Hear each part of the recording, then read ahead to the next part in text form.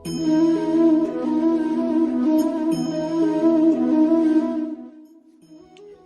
कृष्णा। श्रीमद् भागवतम के अध्ययन श्रृंखला में आप सभी का स्वागत है। आज हम पढ़ेंगे परीक्षित महाराज का जन्म और परीक्षित महाराज के क्रियाकलापों के बारे में कि क्या क्या एक्टिविटीज़ की और किस प्रकार से कली को उन्होंने दंड दिया, है ना। हमने देखा कि किस प्रकार से भगवान ने उत्तरा के गर्भ का रक्षण किया था और परीक्षित महाराज को गर्भ में बचा लिया था। तो भगवान तो अभी द्वारका चले गए।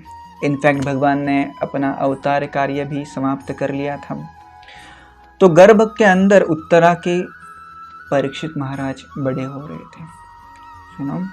और उत्तरा को प्रसव पीड़ा होने लग गई और उन्होंने परीक्षित को जन्म दिया। युधिष्ठिर महाराज, इनफैक्ट सारे पांडव बहुत खुश हो गए और उन्होंने कई सारे ब्राह्मणों को प्रचुर मात्रा में दान दक्षिणा दी, गाय को दान में दे दिया, है ना। कई सारे ब्राह्मणों को बुलाया, ज्योतिषियों को बुलाया, and all of them started predicting, all of them started glorifying the activities of Maharaj Parikshit कि किस प्रकार से ये भविष्य काल में पांडवों का नाम और ऊंचा करने वाले हैं। राइट। तो कई सारे ब्राह्मणों ने कहा कि इनका नाम होगा विष्णुराट। तो विष्णुराट का मतलब होता है जो भगवान विष्णु द्वारा हमेशा रक्षित है। हाँ, तो कृष्ण ने परीक्षित की रक्षा की थी, इसलिए उनका एक नाम है विष्णुराट। तो आप में से कई लोग पूछेंगे तो ये परीक्षित नाम कहाँ से आया। तो कई सारे ब्राह्मणों ने ये कहा, स एष लोके विख्यातः परीक्षिदिति यत् प्रभु पूर्वं दृष्टम अनुध्यायन् परीक्षेत नरेष्विह। तो ये जो बालक है भविष्य में परीक्षित नाम से जाना जाएगा। क्यों? क्योंकि ये हमेशा हर एक व्यक्ति की परीक्षा करेगा। क्या परीक्षा करेगा? कि यही व्यक्ति है क्या जिसने मुझे बचाया था? यही व्यक्ति है क्या कि जिसने मुझे बचाया था? तो हर एक की परीक्षा करेगा और इसलिए इसका नाम होगा परीक्षित, और इसलिए ये नाम उनको दिया गया परीक्षित। तो अलग अलग ज्योतिषी उनका वर्णन कर रहे थे कि किस प्रकार से ये राम की तरह बनेंगे, महाराज ययाति की तरह बनेंगे, भीम की तरह बनेंगे, अर्जुन की तरह बनेंगे। राइट, दे वर ग्लोरीफाइंग। तो सब बहुत ही खुश हो गए। और बचपन से ही परीक्षित महाराज को खेल कूद में इतना इंटरेस्ट नहीं था। वो हमेशा भगवान के मूर्ति के साथ खेलते थे। राइट, हमेशा भगवान के बारे में चिंतन करते थे। और जैसे अभी कहा कि हमेशा वो देखते थे, ही कौन सा व्यक्ति था जब मैं माता के गर्भ में आया था तो मैं जल रहा था, तो मुझे किसने बचाया? कौन है वो व्यक्ति जिसके हाथ में शंख चक्र गदा पद्म था और वो जो मुझे हमेशा प्रोटेक्ट कर रहा था जब मैं माता के गर्भ में था? कौन है वो व्यक्ति? तो परीक्षित ने असल में भगवान को देखा था जब वो अपनी माता के पेट में थे और उसकी परीक्षा वो अभी कर रहे थे। हालांकि भगवान अभी गोलोक धाम चले गए थे, तो इसलिए वो ढूंढना चाहते थे, कहाँ है भगवान, कौन है भगवान, कौन है कृष्ण, लाइक दैट ना। वो धीरे धीरे बड़े हो रहे थे। और जब पांडवों ने देखा कि उनका जो उत्तराधिकारी है उसमें सारे गुण हैं राजा बनने के, तो उन्होंने क्या किया, संपूर्ण राज्य था हस्तिनापुर का, इनफैक्ट पूरे विश्व का, परीक्षित को दे दिया और खुद हिमालय की तरफ सर्वस्व त्याग करके चले गए। परीक्षित संपूर्ण विश्व के राजा बन गए थे। उन्होंने इरावती से शादी कर ली और जन्मेजय के साथ 4 बच्चे उनको पैदा हो गए। वो भी काफ़ी शक्तिमान थे और बहुत ही अच्छे प्रकार से परीक्षित महाराज अपने सारे लोगों का ख्याल रखने लग गए। परीक्षित महाराज इन्होंने कृपाचार्य को अपना गुरु बनाया और कई सारे उन्होंने अश्वमेध यज्ञ किए। इनफैक्ट ऐसे कहा जाता है कि एक यज्ञ में उन्होंने सारे देवताओं को बुलाया और इन देवताओं का दर्शन उनके सारे प्रजा ने भी किया। आज हम यज्ञ करते तो देवता उपस्थित होते परंतु हम उन्हें नहीं देख सकते, परंतु ये यज्ञ इतना शक्तिशाली था कि सारे देवता वहाँ पे प्रेजेंट थे और उन्होंने सबको दर्शन भी दिया था। इस प्रकार से यज्ञ करते थे परीक्षित महाराज। हाँ, तो शौनक आदि मुनि पूछते हैं कि आप बहुत ही अच्छा तरीके से बता रहे हैं, हमको और डिटेल में बताइए। तो सूत गोस्वामी बताते हैं कि एक बार परीक्षित महाराज ने देखा कि एक व्यक्ति जो कि राजा के कपड़े पहना हुआ था, परंतु गाय और बैल को उनके पैरों के ऊपर मार रहा था। तो परीक्षित महाराज गुस्सा हो गए। तो शौनक आदि मुनि कहते हैं हमको ये स्टोरी ठीक से बताओ, डिटेल में बताओ, विस्तृत रूप से बताओ। तो सूत गोस्वामी कहते हैं कि एक बार परीक्षित महाराज अलग अलग राज्यों में घूम रहे थे, देख रहे थे कि कैसा चल रहा है, राइट। और सबसे वो टैक्सेस कलेक्ट कर रहे थे, राइट, सबसे वो गिफ्ट्स कलेक्ट कर रहे थे, है ना। तो एक बार वो देखते हैं सरस्वती नदी के तट के ऊपर, वो देखते हैं कि एक बैल था और एक गाय थी, और ये दोनों एक दूसरे के साथ डिस्कशन कर रहे थे। क्या डिस्कशन कर रहे थे? ये बैल भी कोई साधारण नहीं था, ये धर्म का अवतार था, और गाय भी कोई साधारण नहीं थी, साक्षात पृथ्वी का अवतार थी। तो पृथ्वी गाय बन के आई थी और धर्म जो था बैल बन के आया था, और दोनों एक दूसरे के साथ डिस्कस कर रहे थे। बैल के एक ही पैर था, राइट, और गाय भी रो रही थी। वो सफेद थी परंतु फिर भी रो रही थी, सुंदर थी परंतु फिर भी रो रही थी, मानो उसका बच्चा किसी ने छीन लिया हो ना। तो बैल पूछता है कि आप क्यों रो रही हो? मेरा एक ही पैर है, ऐसे देख के आप रो रही है क्या? कि आप भगवान कृष्ण इस जगत से चले गए इसलिए रो रही है? कि आप इसलिए रो रही है क्योंकि अभी कलयुग शुरू हो रहा है और अभी गाय की रक्षा नहीं होगी? आप मरने के डर से रो रही है क्या?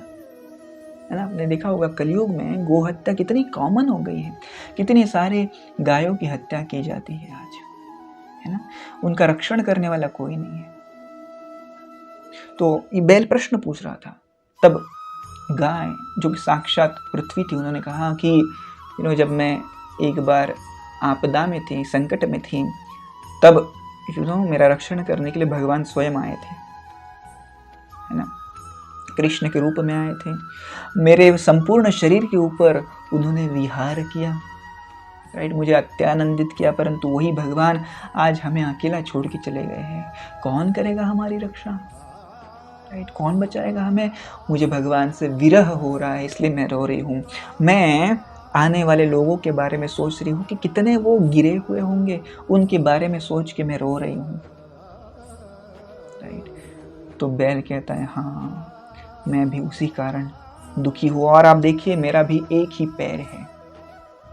तो ऐसे कहा जाता है धर्म के 4 पैर होते हैं, राइट। कौन से पैर है ये?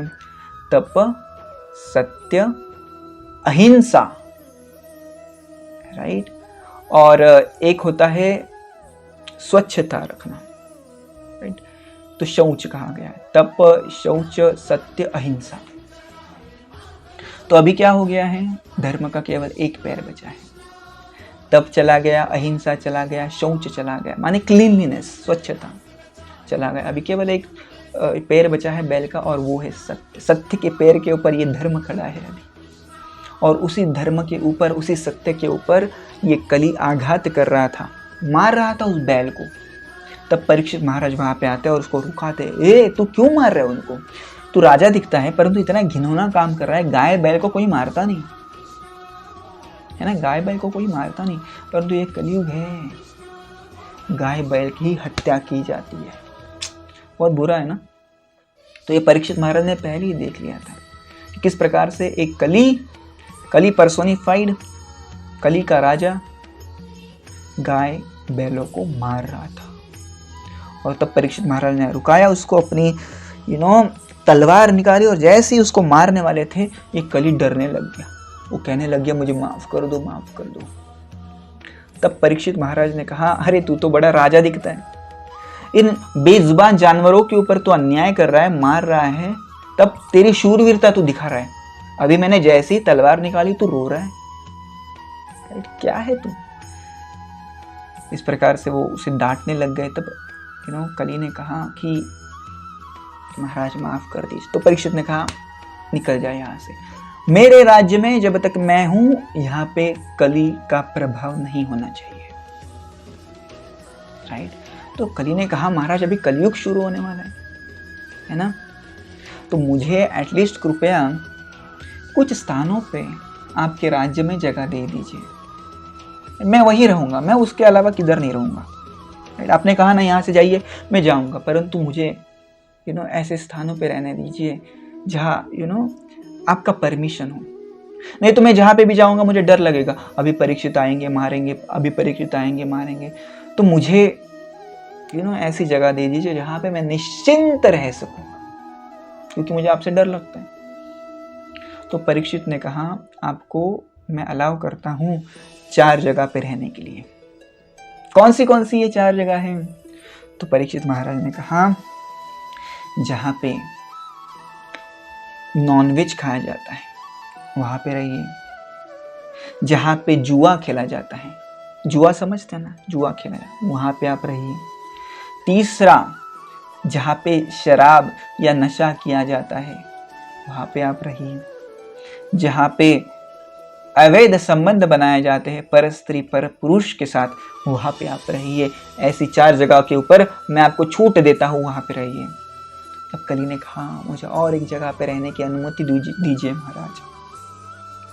तो परीक्षित महाराज ने कहा हाँ, जहाँ पे सोना है, सोना माने गोल्ड, जहाँ पे गोल्ड है वहाँ पे आप रहिए। और इसलिए आपने देखा होगा जहाँ पे ज्यादा सोना होता है वहाँ पे कली होता है, कली माने झगड़ा। राइट, तो परीक्षित महाराज कहते हैं जिसे भी आध्यात्मिक जीवन में प्रगति करनी है उसने ये 4 चीजों से दूर रहना है। कौन से? नॉनवेज नहीं खाना है, जुआ नहीं खेलना है, शराब नहीं पीनी है, और अवैध स्त्री गमन नहीं करना है, पर पुरुष गमन नहीं करना है, व्याभिचार नहीं करना है। यदि हम करेंगे तो कली का कली हमें पकड़ लेगा, क्योंकि ये 4 चीज़ों में कली है। और इसलिए प्रभुपाद ने भी ये 4 नियम बनाए हैं। प्रभुपाद कहते हैं जो भी व्यक्ति आध्यात्मिक जीवन में उन्नति करना चाहता है ये 4 नियम उसको पालन करने हैं। No meat eating, no intoxication, no gambling, no illicit sex. No meat eating, non veg नहीं खाना, नो गैम्बलिंग, जुआ नहीं खेलना, नो इंटॉक्सिकेशन, शराब नहीं पीना, और नो इलिसिट सेक्स, इसका मतलब व्याभिचार नहीं करना है। राइट, तो इस प्रकार से परीक्षित महाराज ने कली को दंडित किया और उसको अपने राज्य से भगा दिया। Thank you very much. Hare Krishna.